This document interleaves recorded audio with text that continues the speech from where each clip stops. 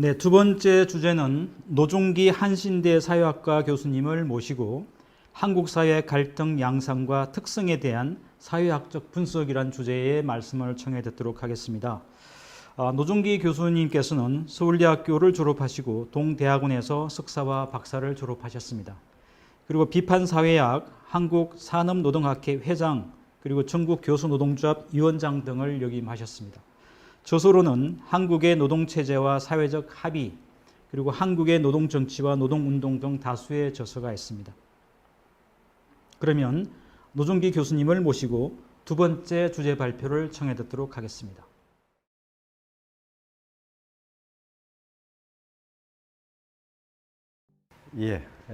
반갑습니다. 저는 한신대 사회학과에서 한국 사회를 우리 학생들에게 가르치고 있는 노중기라고 합니다. 우리 이번 불교평론 학술 심포지엄에서 한국 사회 갈등 문제를 본격적으로 주목한 것은 저는 매우 의미 있는 그런 시도라고 생각을 하고 있습니다. 지금 코로나19 팬데믹 상황에서 우리 사회가 여러 가지 어려움을 겪고 있습니다만 코로나19 그 자체만큼이나 힘들고 어려운 문제는 그걸 매개로 해서 벌어지고 있는 여러 가지 사회적 갈등이 또 우리가 견디기 힘들 정도로 우리를 지금 힘들게 하고 있는 상황이다, 이렇게 생각을 하고 있습니다. 우리 사회에서 갈등 문제가 지금 시의적절한 중요한 이유는 제가 보건대는 2016년 그리고 17년으로 이어져 오는 촛불혁명과 관련이 있고, 촛불혁명으로부터 그 문제를 풀어나가야만 전체적으로 한국 사회에서 갈등의 문제에 대해서 조금 더 깊이 있는 이해를 할 수 있다, 이렇게 생각을 할 수 있겠습니다. 기억을 되짚어 보면 촛불혁명이 지나고 난 다음 지금 4년 차가 진행되고 있습니다만 광화문은 이른바 보수 세력과 진보 세력의 서로 경쟁하는 집회가 계속되어 오고 있고요. 또 촛불혁명 이후에 우리 사회에서는 이른바 미투 운동이라고 해서 여성들의 구조적이고 체계적인 성차별과 성폭력에 대한 문제제기가 계속되어 오고 있습니다. 이게 정치인들의 문제로 연결되어서 굉장히 강한 어떤 사회 갈등의 양상으로 전개되기도 했고요. 또 다른 한편에서는 촛불혁명 이후에 우리 젊은이들이 이게 나라냐, 더 이상 이런 헬조선에서 우리가 먹고 살 수 없다라고 하는 문제제기를 정부가 풀기 위해서 비정규 노동자들을 정규직으로 전환하는 정책을 폈는데요. 이것도 역시 많은 갈등을 불러왔습니다. 비정규직 노동자들의 입장에서는 이게 제대로 된 정규직이냐라고 하는 문제제기가 있고요. 동시에 또 정규직 노동자들 입장에서는 이게 공정한 처사냐라고 하는 문제제기도 있고, 인천공항 비정규직 노동자들의 정규직 전환 사태에서 두드러진 것처럼 수많은 젊은이들은 과연 기존의 시험을 봐서나 또는 여러 가지 노력을 해서 정규직에 입사하려고 하는 이 청년들의 이 노력에 대해서 과연 이런 비정규직 정책이 정당한 것이냐, 공정한 것이냐, 이런 문제제기도 계속 나오고 있습니다. 그래서 현재 시점에서 우리 사회가 부닥치고 있는 수많은 갈등을 깊이 있게 이해하기 위해서는 촛불을 조금 더 천착해 볼 수 있다라고 하는 생각이 들고요. 두 번째로 이 촛불을 천착하다 보면 결국 한국 사회의 현재의 모습에서 가장 중요한 갈등의 핵심 지점은 뭐냐 하는 질문을 할 수밖에 없고, 많은 사회과학자들은 우리 사회의 갈등을 이렇게 심각하게 만들어내고 있는 배경에는 우리 사회의 사회체제, 바로 신자유주의 사회라고 하는 것으로부터 이 문제를 조망할 수밖에 없다라고 하는 두 번째 지점이 생겨나고요.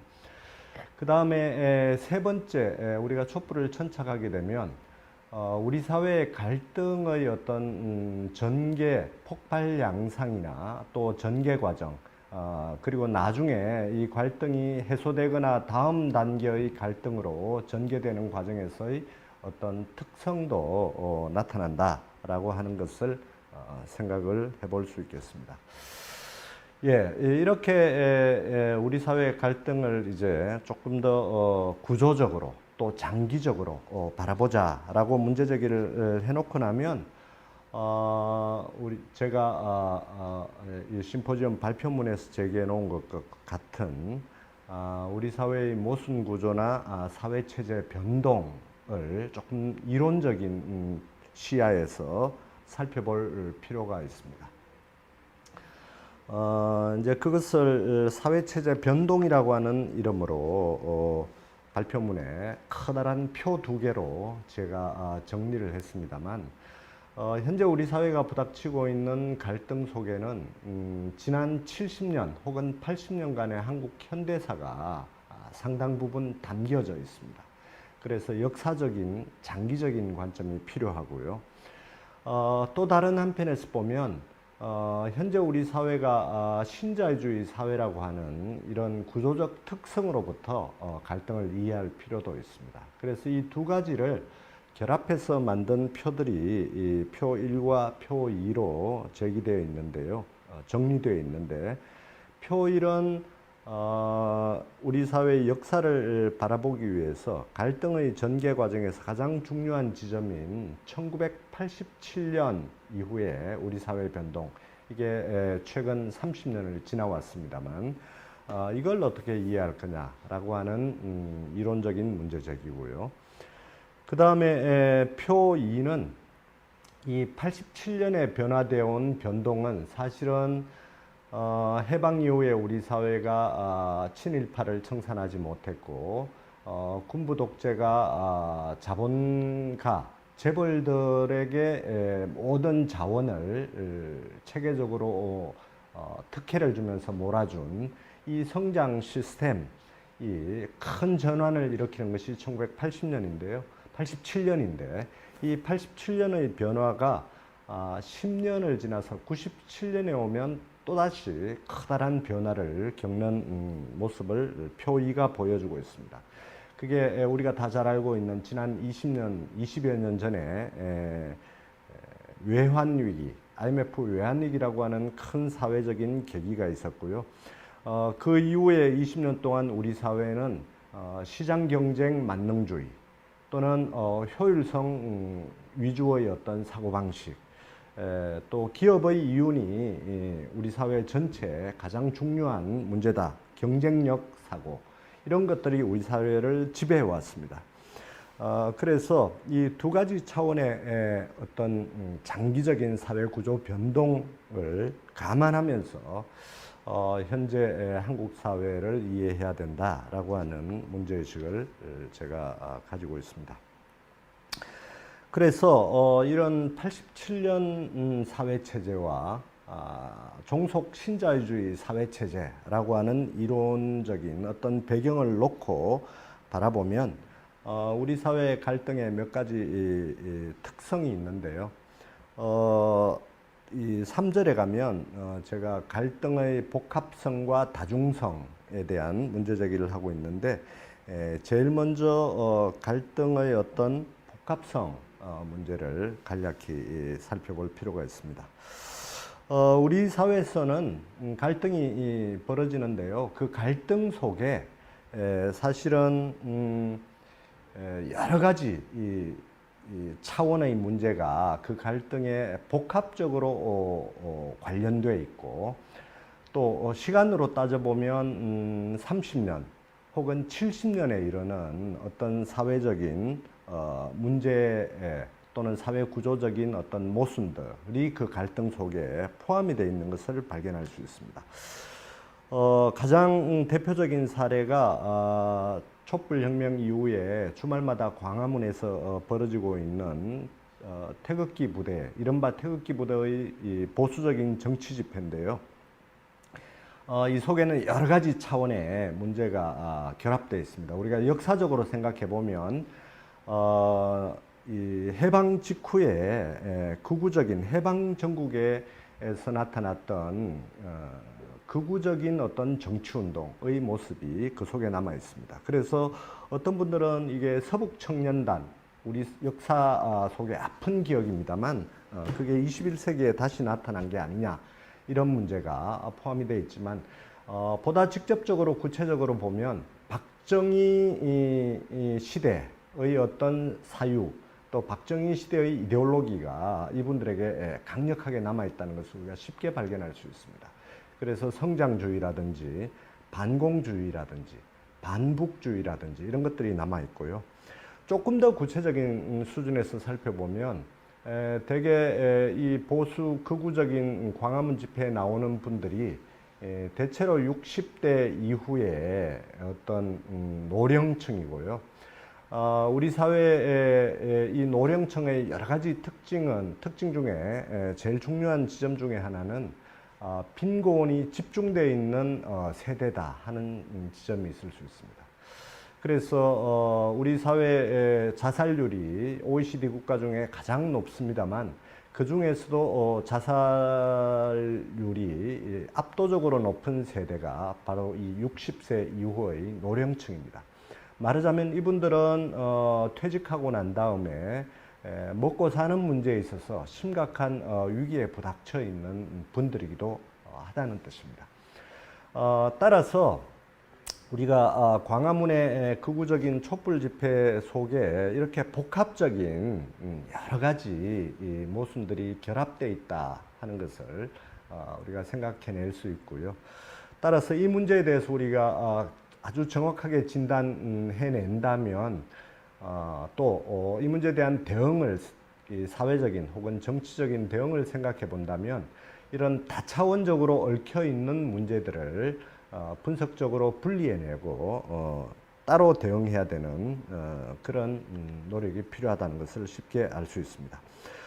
두 번째로 한국 사회의 복합성과 다중성은 우리 사회의 여러 가지 갈등들은 사실은 미리 30년 전에 혹은 20년 전에 10년 전에 해결되었어야 할 사안들이지만 이게 충실하게 충분히 해결되지 못했던 것들이 지금 늦게 터져나오는 이런 종류의 갈등들이 있다. 그래서 시간적으로 이게 굉장히 지체되어 있는 갈등들이 있다는 것을 제가 두 번째 특징으로 문제제기를 할까 합니다. 박근혜 대통령 혹은 박근혜 정부의 국정농단, 박근혜와 그 측근들의 국정농단은 사실은 민주주의의 근간을 위협하는 그런 것으로 보였고요. 국민들이 그해 겨울에 촛불 항쟁으로 이 문제에 대해서 문제제기를 한 것은 가장 본질적으로, 가장 핵심적으로는 결국 우리 사회가 과연 민주주의 사회가 맞냐 하는 질문이었습니다. 5천만 시민들이 1987년의 민주화 투쟁 이후에 우리 사회가 가장 민주주의가 안정적으로 잘 발전한 나라로 알려져 있긴 합니다만 여전히 우리 사회의 어떤 영역에서는 민주주의가 전혀 작동하지 않는다 하는 것을 시민들이 발견했습니다. 민주주의가 제대로 작동하지 않는 가장 중요한 영역이 하필이면 국가 권력의 핵심이라고 할 수 있는 대통령과 청와대였습니다. 대통령은 민주주의를 수호하는 그런 위치에 있습니다만 본인은 사실은 법을 전혀 지키지 않았다라고 하는 것을 발견했을 때 국민적인 당혹감, 분노가 폭발한 것입니다. 또 가장 핵심적인 권력기구인 청와대가 법을 지키지 않았다라고 하는 현실을 보면서 국민들이 분노했는데요. 그래서 이게 이제 촛불혁명으로 이어졌습니다만 그 이후에 우리가 4년 동안 지켜보는 것은 법을 지켜야 할 가장 중요한 권력기구인 특정한 권력 기구들에서 오히려 법을 지키지 않는다 하는 것을 발견한 일입니다. 대표적으로 국정원이라든지 또는 대표적으로 검찰과 사법기구라든지 경찰을 포함한 검경사법기구 자체가 법을 지키지 않고 대통령의 무법적 권력 행사를 뒷받침하는 이런 일들을 우리가 지난 4년간 봐왔습니다. 따라서 우리가 87년에 우리 사회가 민주화를 한다고 했습니다만 사실은 사회의 가장 중요한 영역에서 여전히 민주주의가 지켜지지 않고 있는 이 현실에 부닥쳤고요. 그 대표적인 것이 청와대, 국정원, 그리고 검찰, 경찰이라고 하는 강력한 법적 기구들에서 법을 오히려 지키지 않았다라고 하는 것에 대해서 우리 사회가 심각한 문제를 부닥쳤고요. 이건 촛불혁명에서 문제가 제기가 되었습니다만 여전히 충분히 풀려지지 않는, 해결되지 않는 쟁점으로 남아있고 지금도 갈등을 일으키고 있습니다. 이게 바로 조국 사태 혹은 사법기구의 개혁, 검경 어떤 사법권 분리라고 하는 이런 중요한 정치적 쟁점으로 부닥쳐 있습니다만 해결이 안 되고 있다 하는 지점을 말씀드릴 수 있겠습니다.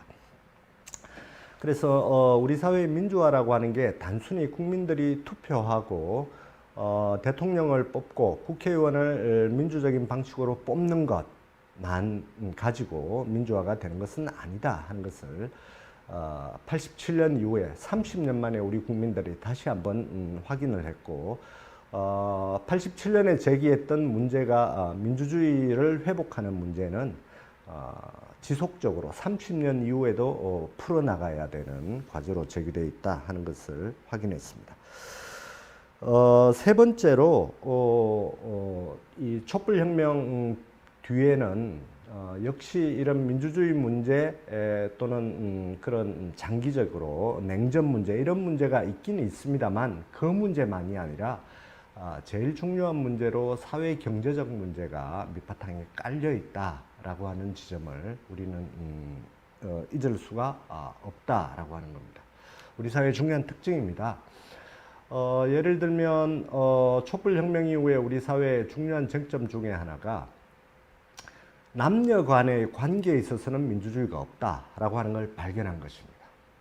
남성들은 여성들에 대해서 심각한 권력에 의한 것이든 또는 가부장제에 의한 것이든 폭력을 가했지만 여성들은 그 폭력을 당하고 호소할 수도 없는 지경에 있는 우리 사회, 이것에 대해서 우리 젊은 여성들을 중심으로 해서 문제제기를 본격적으로 한 것이 미투 운동입니다.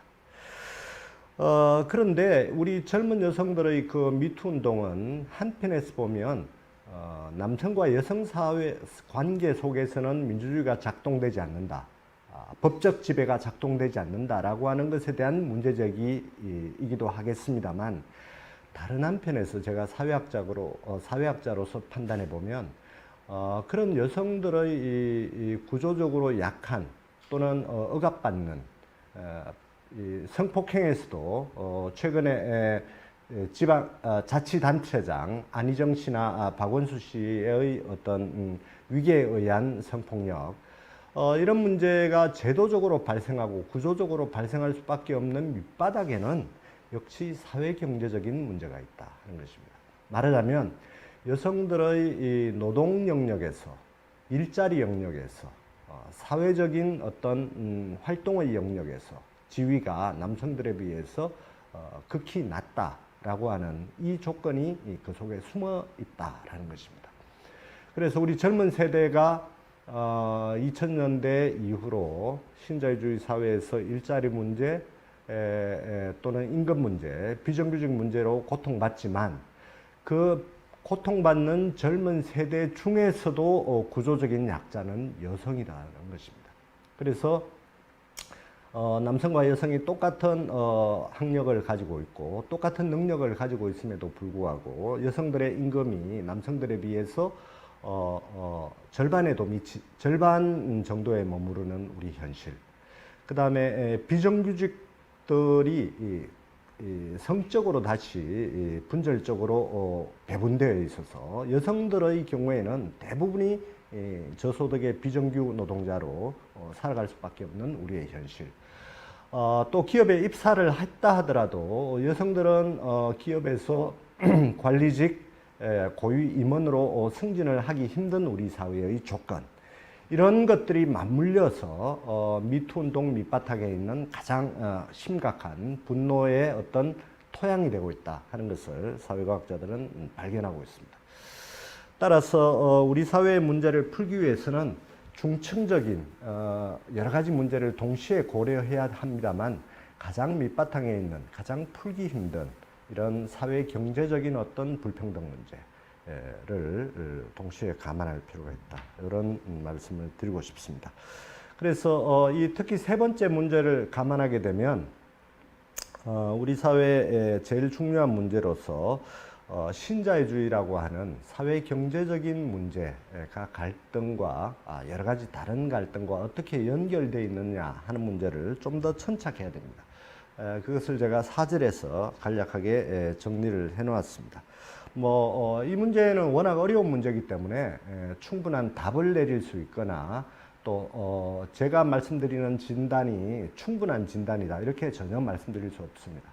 학자들은 연구해야 되고요. 또 정치인들은 이 문제에 관한 답을 하기 위해서 여러 가지 노력을 우리 사회가 같이 해야 되겠습니다만, 어쨌든 1997년 이후에 한국 사회는 이윤 논리, 경쟁 논리, 그리고 기업이 살아야 나라가 산다라고 하는 어떤 자본의 논리가 우리 사회에 20년간 팽배해왔던 그런 사회적 조건이 우리 사회의 갈등 현상의 밑바닥에 중요하게 작동하고 있다라고 하는 점을 좀 더 천착해서 살펴봐야 되겠다.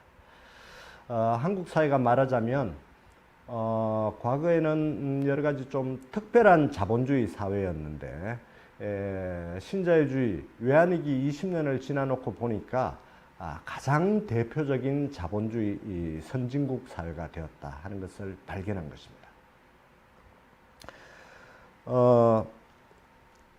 오늘날 우리 사회는 이제 과거와 같은, 제가 모순적인 말씀을 드릴 수밖에 없는데요, 여전히 남아있긴 하지만 과거와 같은 그런 문제, 우리 과거 한국 사회가 가지고 있었던 갈등의 어떤 부분은 많이 축소가 되었습니다.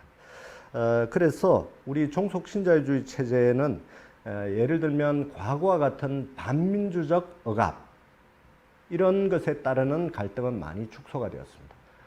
단적으로 이것을 표현하는 것이 우리가 촛불혁명은 했습니다만 대한민국 사회가 민주주의 사회라고 하는 데 대해서는 아무도 의심하지 않습니다. 그래서 과거의 민주화라고 하는 이 의제 자체의 중요성은 상대적으로 줄어들고 있는 것이 분명한 사실입니다. 물론 박근혜 대통령의 국정농단은 민주주의의 문제였습니다만 그 의제, 민주화의 의제 자체가 줄어들고 있는 것은 분명합니다. 또 예를 들면 최근에 우리 사회가 친일 문제, 교과서 문제 또는 이승만 문제, 이런 문제로 고통을 겪고 있습니다만, 특히 위안부 문제, 한일 간의 갈등으로 고통을 겪고 있습니다만, 우리 사회가 과거의 민족적인 문제, 이 문제는 많이 극복해내고 있는 것이 사실입니다. 대한민국은 이제 일본에 대해서 우리가 여전히 친일 청산의 문제를 안고 있습니다만 객관적으로도 국민의 의식 수준에 있어도 일본을 극복하고 있는 단계에 이르고 있습니다.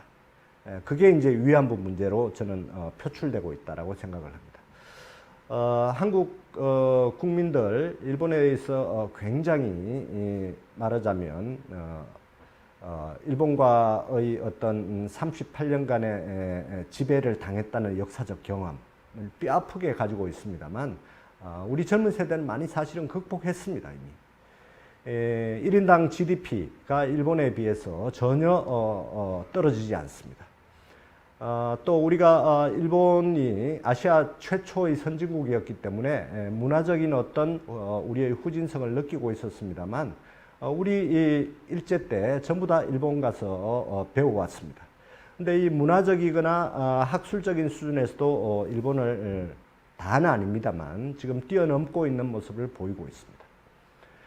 최근에 K 코로나 방역, K 방역이라고 하는 데 있어서 우리 사회가 일본에 비해서 전혀 못하지 않는 사회다라는 것이 드러나고 있습니다.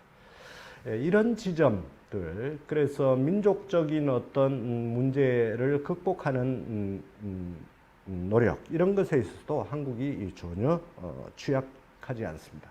따라서 우리 사회가 지금 한일 간의 갈등, 위안부 갈등, 교과서 갈등 또는 민주주의에 둘러싼 여러 가지 갈등을 겪고 있습니다만 우리가 1970년대, 80년대와 비교해 보면 이런 민주주의에 대한 어떤 갈등이랄까 또는 민족적인 어떤 갈등이랄까 이런 것은 많이 극복해내고 있다라고 하는 것을 분명히 알 수 있습니다. 그런데 지금 우리가 신자유주의라고 하는 것 때문에 부닥치고 있는 갈등, 계급적인 갈등, 먹고 사는 문제와 관련된 갈등, 이것은 여전히 70년대, 80년대 이상으로 심각하게 우리 사회가 지금 부닥치고 있다라고 하는 지점을 먼저 생각을 해봐야 합니다. 그래서 현재 우리 사회가 여러 가지 복합적인 갈등을 겪고 있습니다만 뭐가 제일 중요하냐, 뭐가 미래의 갈등이고 뭐가 과거의 갈등이냐 하는 지점은 여전히 중요하고 미래의 갈등은 계급적인 갈등이고 이 계급적인 갈등이 제일 중요한 지점에서 위치해 있다 하는 것을 이야기를 할 수 있습니다. 예, 이 계급적인 갈등은 역시 노동 문제입니다. 노동 문제와 관련돼서 갈등이 진행되고 있는데요. 과거의 노동자들의 투쟁은 대체로 노동 문제이긴 합니다만 민주적 권리와 관련된 갈등이었습니다. 말하자면 노동조합 제대로 하게 해달라, 또는 최소한의 권리를 달라, 뭐 이런 최소한의 생존권 이런 것이었습니다만 지금은 그런 것이 아니죠. 이제는 민주노총, 과거에는 이게 제대로 된 노동조합이냐, 친북 세력 아니냐 이렇게 비판받아 왔고 또 법적 권리도 없었던 민주노총이 이제 합법적인 노조가 되었습니다. 예, 그런 변화 때문에 민주노조 운동이 과거와는 달라지게 된 거죠. 또 중요한 변화가 있습니다.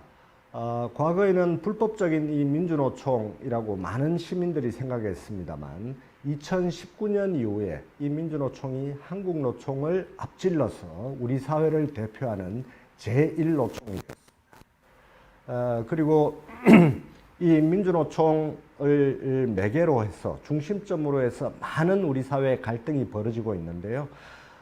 이 갈등의 중요한 내용은 대개 노동과 관련된 갈등이고 적어도 2000년대 이후에 우리 사회의 가장 중요한 주력의 어떤 갈등 양상은 노동을 매개로 해서 진행되고 있다 하는 것을 말씀을 드릴 수 있겠습니다. 기억을 해보시면 2000년대 초반 이후에 수많은 비정규 노동자들의 투쟁이 있었습니다.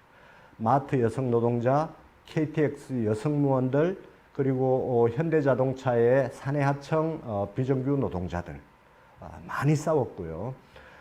또 레미콘 노동자들, 또 우리 이 집에 전자기기를 수리해주는 이런 노동자들, 수많은 비정규 노동자들이 싸워왔는데요.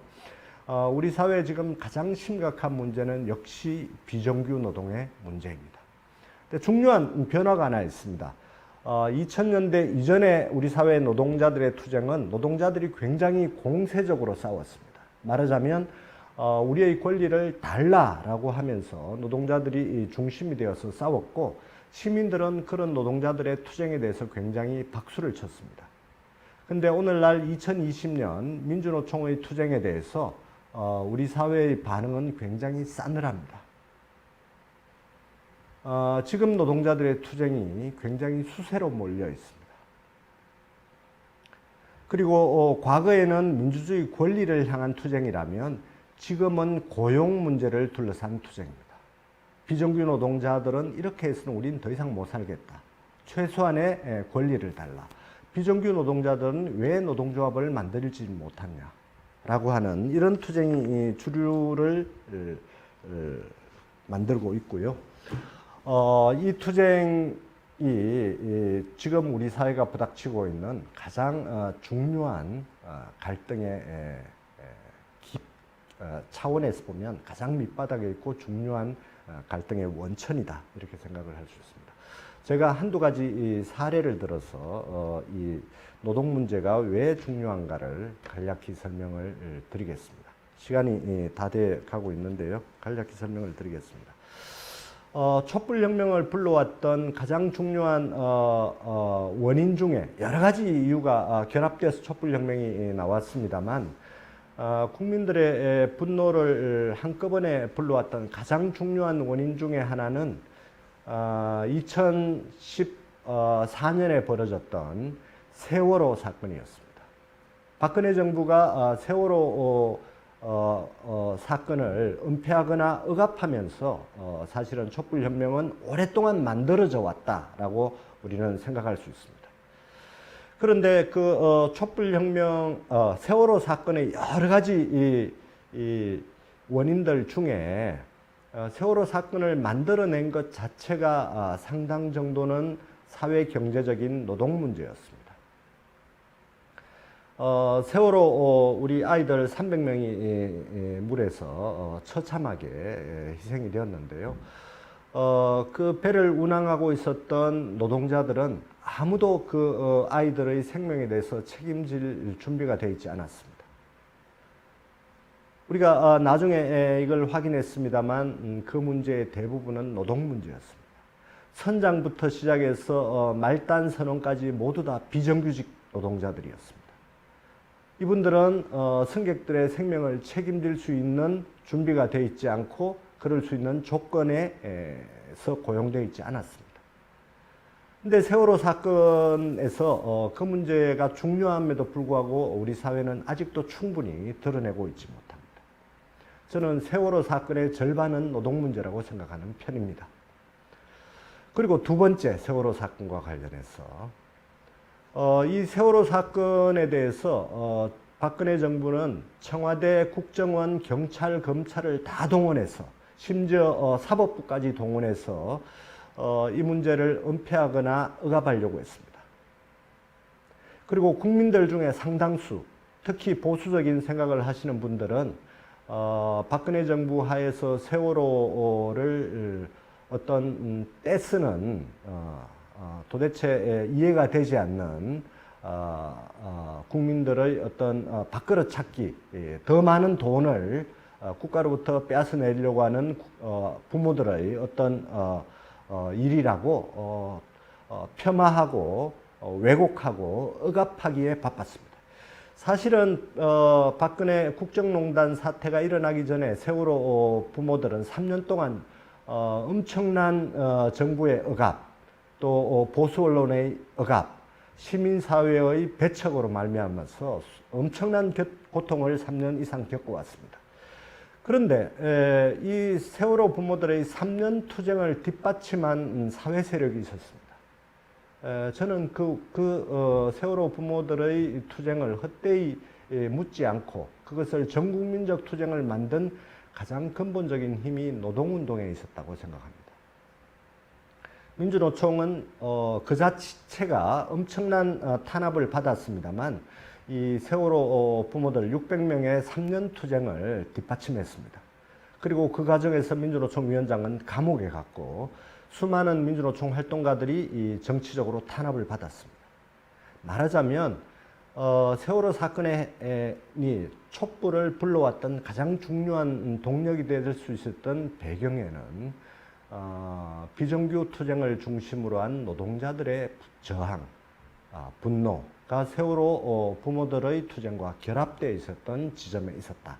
그래서 그것이 촛불혁명이라고 하는 엄청난 사회적인 변동과 갈등을 일으킬 수 있었고 그게 지금까지도 계속되고 있다고 저는 생각을 합니다.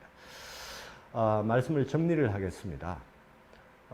현재 우리 사회가 부닥치고 있는 갈등은 굉장히 다양하고 복합적이고 다차원적입니다. 시간으로 보면 당장 오늘 벌어진 갈등도 있습니다만 70년 전의 갈등이 결합되어서 드러나고 있습니다. 이 갈등들 속에 우리가 주목해야 될 제일 중요한 지점은 우리 사회의 청년 그리고 노령 노동자들이 부닥치고 있는 노동 문제이고, 민주주의 문제와 민족 간의 갈등 문제는 우리 사회가 이것을 벗어나는 과정에 마지막 남은 갈등이라고 하는 특징이 있다고 본다면, 반대로 종속적 신자유주의 경쟁 체제, 자본주의 이윤 논리의 이 체제, 시장에서 승리한 집단과 패배한 집단이 부닥치고 있는 이 문제, 조금 더 구체적인 갈등의 내용으로 말하면 비정규직을 어떻게 극복할 것이냐의 문제, 또 가장 많은 자살을 하고 있고 지금도 힘들게 노동하고 계시는 60세 이상의 노령 노동자들 문제, 최근에 임계장이라고 하는 책이 나왔습니다만 이 노령 노동자들의 어떤 먹고 사는 문제, 조금 더 그것을 확장하면 촛불혁명의 중요한 배경이었던 이런 노동자들이, 비정규 노동자들이 엄청난 고통 속에서 일하면서 그 과실은 아무도 일하지 않는 재벌들과 강남의 불로소득자들이 다 가져가는 이 우리 사회의 사회경제적인 문제, 재벌 개혁의 문제, 또 부동산 불로소득의 극복 문제, 이런 사회경제적 문제가 미래의 과제로 그 밑바탕에 가장 중요하게 자리 잡고 있다 하는 것을 우리가 분리해서 분석적으로 나누어서 엄밀히 판단하고 평가해야 될 문제다.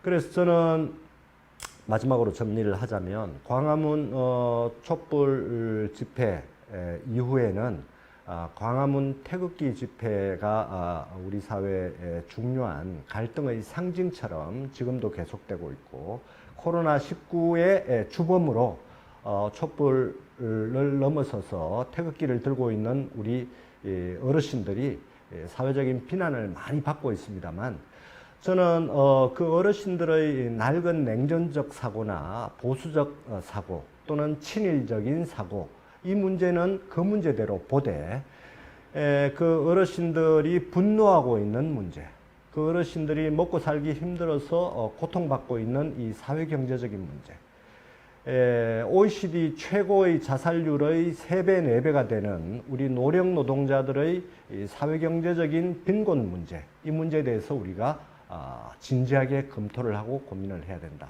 하는 말씀을 드리고 싶습니다. 그리고 촛불혁명 이후에 우리 사회의 미래와 관련해서 가장 중요한 문제 제기는 역시 노동 문제인 비정규 노동자의 문제, 청년들의 이 고통 문제, 청년들이 아이를 낳지 않고 결혼도 하지 않는 이 문제, 이 문제야말로 우리 사회의 갈등의 가장 핵심적인 문제다. 저는 인천공항에서 비정규 노동자들을 정규직 노동자로 전환한다는 어떤 정부 정책에 대해서 우리 젊은 청년들이 반대하는 것을 보면서 가장 심각한 우리 사회의 갈등 문제가 바로 여기에 있다고 생각을 합니다. 사실은 비정규 노동자들을 정규직 노동자로 바꾸는 문제는 우리 젊은이들에게 가장 필요한, 가장 중요한 사회정책입니다. 그럼에도 불구하고 우리 젊은이들이 그것이 공정하지 않다는 이유로, 시험을 치지 않았고 스펙을 쌓지 않고 정규직으로 전환한다는 이유로 동료인 젊은 비정규 청년들이 정규직 전환하는 것을 청년들 자신이 반대하는 이 현실이 우리 사회의 갈등 문제의 가장 중차대한 문제라고 생각을 합니다. 우리 사회의 청년들은 제가 판단할 때는 신자유주의 경쟁 논리에 매몰되어 있습니다. 이 문제를 풀어내고 장기적으로 청년들이 부닥치고 있는 고용 문제, 임금 문제, 또 비정규 노동 문제를 극복해낼 때만이 우리 사회의 갈등의 중요한 지점을 풀어내는 변화가 있을 수가 있다, 이렇게 생각을 합니다. 그래서 복합적이고 복잡한 어려운 갈등 위에 한국 사회가 놓여 있습니다만, 그 중에서 제일 핵심적인 미래의 또 중요한 갈등이 무엇인가를 분리해내고 또 갈등 속에서 고통받고 있는 분들이 누구인가를 정확히 우리가 파악해내는 노력을 계속해 나가야 될 것이다. 이렇게 생각하면서 오늘 제 말씀을 다 마칠까 합니다. 대단히 감사합니다. 네, 지금까지 노종기 교수님의 주제 발표를 청해 들었습니다. 간략히 하신 말씀을 요약 정리하면 크게 한 3가지 정도로 요약할 수 있을 것 같습니다. 첫째, 한국은 종속 신자유주의 사회체제라고 하는 것입니다. 1997년 이후에 시장 만능주의, 경쟁주의가 전열적인 지배로 양극화가 극심하게 진행된 것이 한국 사회의 특징이라는 것입니다. 그래서 한국은 서구의 신자유주의 사회와 구별해서 종속 신자유주의 사회체제라고 이렇게 한국 사회의 체제를 정리하고 있습니다. 그리고 두 번째는 한국 사회의 갈등의 복합성과 다중성에 대해서 지적하고 계십니다. 선진 자본주의 국가가 200년에 걸렸던 사회 변동이 한국 사회는 대단히 짧은 약 한 반세기 정도의 짧은 시간에 급격하게 진행이 되었습니다. 따라서 이와 같은 급속한 사회 변동으로 인해서 사회적인 모순도 심화되고 왜곡되어 발생하게 되었다는 것입니다. 한국 사회의 갈등은 매우 복합적이고 중첩적인 맥락에서 분출하게 된 이유도 사회 변동이 급격하게 진행된 결과라는 것입니다. 그래서 이와 같은 그 사회의 급격한 변동이 이 갈등의 현장에 있어서도 비동시성의 동시성이라고 하는 문제를 낳고 있다고 지적하고 계신데요. 예를 들어서 광화문 광장에서는 시대를 역행하는 그 관제 데모와 같은 데모도 있지만 생태와 그 페미니즘 같은 탈근대주의도 공존하고 있는 것이 오늘날 갈등의 양상이라고 지적하고 있습니다.